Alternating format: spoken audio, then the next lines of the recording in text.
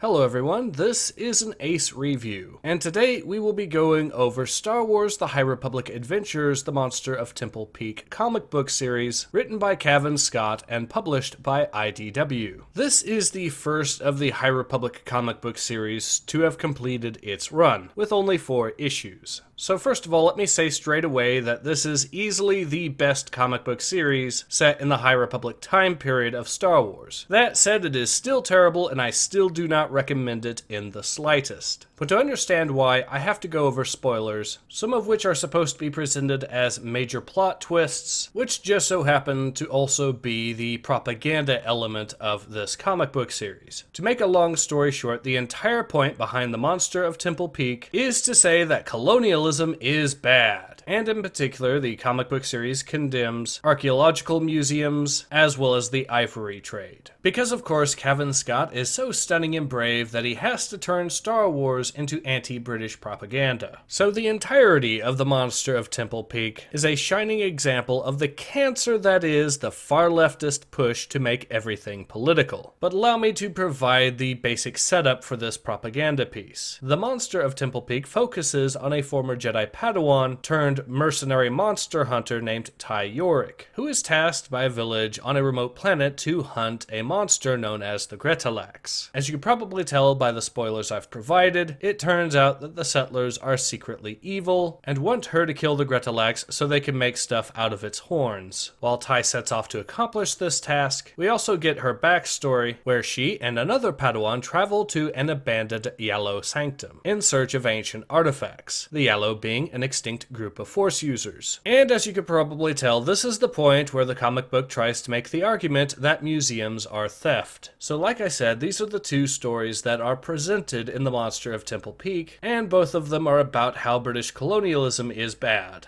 So already the fact that the comic is nothing more than vapid virtue signaling is a major sin in and of itself. But let's move on to another sin, that being how inconsistent the writing can be. For a start, it appears that Cavan Scott wants to depict Ty Yorick as a mercenary with a heart of gold who would never take sentient life if she could avoid it. Even though at the start of the story she willfully accepts the contract to kill the Gretalax quite specifically. And also, it should be noted that the very next page after she claims that she would never take a sentient life if she could avoid it, she then admits that she'll happily stand by and watch people die that she could have protected. In this case, effectively leaving a person to his fate to the Gretalax itself. So the character that we're supposed to sympathize with has basically turned into Baron Harkonnen, saying that while he won't kill the Atreides family, he'll just simply sit by and let the desert do it for him. I could also mention the problem that this comic book has with how incorrectly it depicts the Jedi Order. However, this has also been a consistent issue with every single High Republic comic book series to date, and credit where credit is due, the Monster of Temple Peak commits the least amount of heresy in this regard, although it still very much deserves an exterminatus. So now that we've dealt with the negatives, let's talk about the positive of the Monster of Temple Peak. The artwork is at least okay.